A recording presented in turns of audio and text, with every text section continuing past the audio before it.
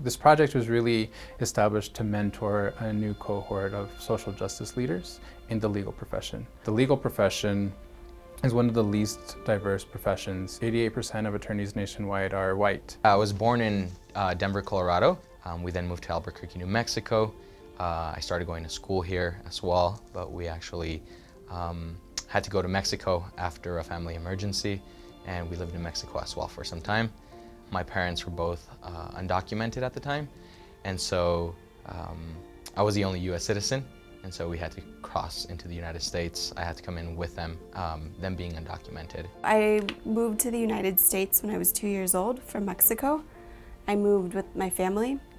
We moved to a town in southern Indiana. My dad's job kind of bounced him all over the world, so we had the opportunity to live in France for 3 years. From there, we went back to Mexico for a number of years and then back to the US, where I finished high school.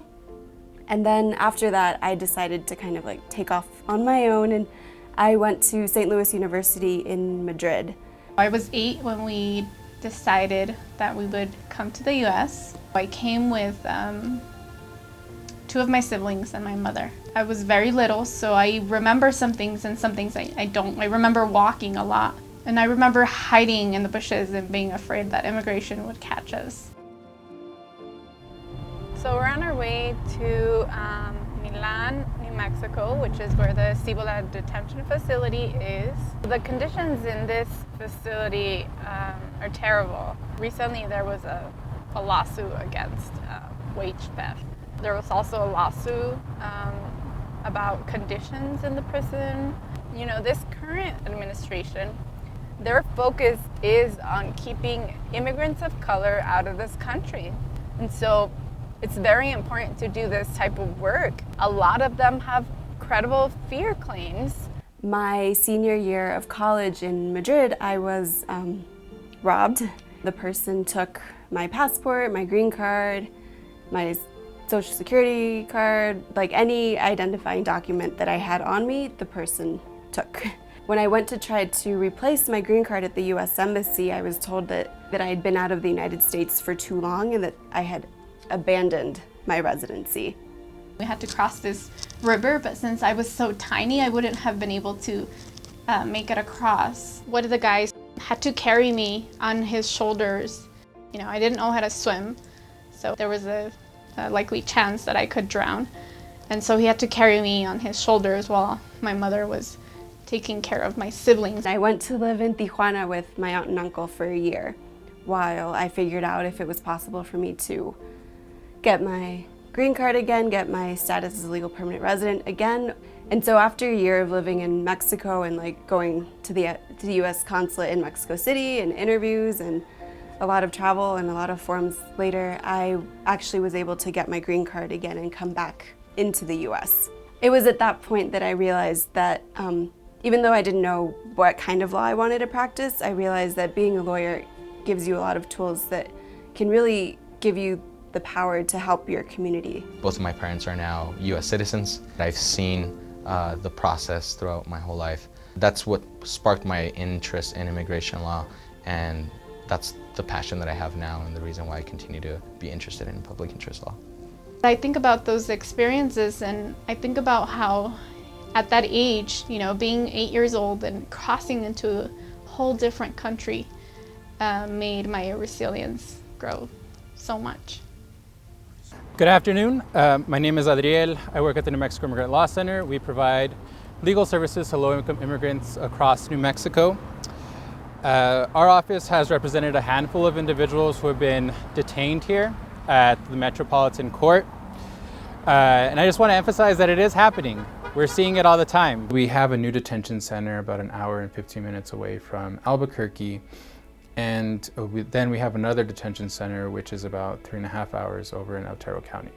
And immigrants in detention have a lot of access to counsel issues. Under our immigration system, individuals from other countries have the right to get an attorney, but at no expense to the federal government.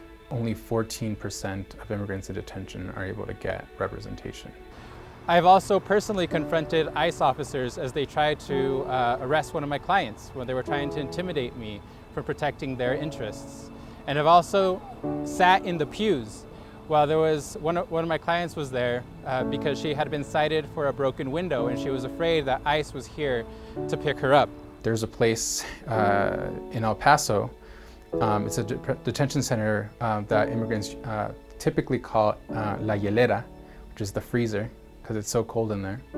I've heard some of my clients who said that they ask for jackets and they don't give them to them. They ask for blankets, they don't give them to them, you know, and they're put in these types of conditions because they know that they're not going to be able to last.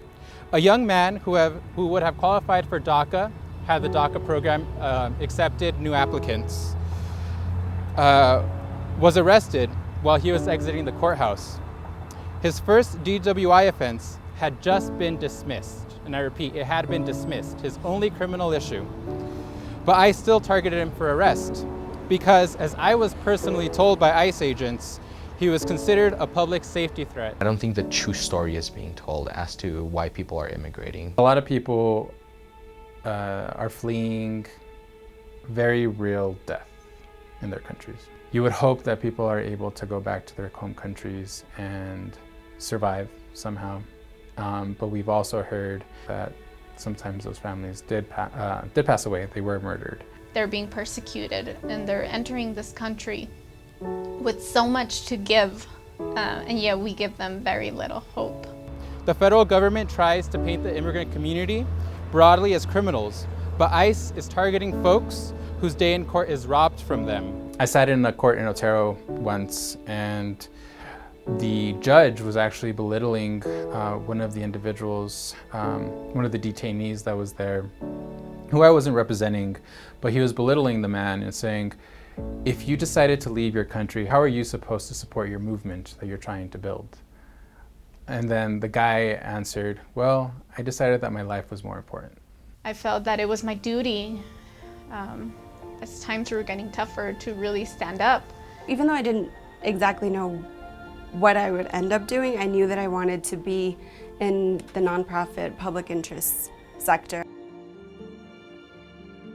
Thank you so much for coming tonight and hearing about the work we do and being interested in helping us further our goals. We've seen a lot of policy walls, you could call them, that people are facing now when they're trying to get any type of relief.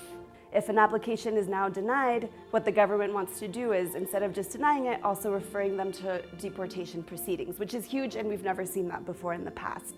We wake up, look at the news, and are like, okay, how are we gonna explain this to the people we serve, to the people that support us, and how are we going to use our resources and knowledge in the best way possible to advocate for the people we represent? I was a 401k specialist in providing investment strategies to people who wanted to retire, but I wasn't completely fulfilled, and I knew that I wanted to work with immigrants. I wanted to work with immigrant community, Spanish speakers, and that's something that I wasn't doing. It's been pretty fun and interesting to see how people have grown, even the short period of time that they've been at the organization. I now really see the importance of community lawyering and how powerful that can be. You know, I think it's allowed me to grow in a lot of different ways. I think it's allowed me to grow not only in my career, but also on a personal level. You do it for your family, you do things for your people, you do things because the community needs it. At the same time, you yourself are benefiting from all these good things that you're doing. Coming out to the detention center has been sort of tricky for me. Even though I have like deferred action, I have this privilege of having some protection. It still put me a little bit on edge. When you grow up undocumented, you grow up with this unconscious fear that you always have to be protecting yourself. This unconscious fear that's always there. My brother was detained last year by ICE, and he's currently in a detention center in Texas. Coming out here and working with so many men and women who share my story about wanting to come to the US for a better life, it just hits so close to home. The reward for coming out here is much more than my fear. What I love about this program is that I'm continuously inspired by the fellows who are part of it. and I'm continuously inspired by the community partners that we work with. Well, the people that we work with show a high level of passion, a high level of commitment to immigrant communities. And so being able to work with like-minded people really creates this fire and this passion in you to want to continue this work, because this work can be exhausting, it can be draining, and being able to be around individuals who express that level of sacrifice just continues to create that fire within you. I see it much more than just a project at this organization. I see it as a part of the larger movement for immigrant justice. I'm really lucky to be a part of this and to have been selected as one of the lawyers in the cohort. And working closely with an attorney supervisor, you know, who gives me feedback, who mentors me, who teaches me, I feel fulfilled.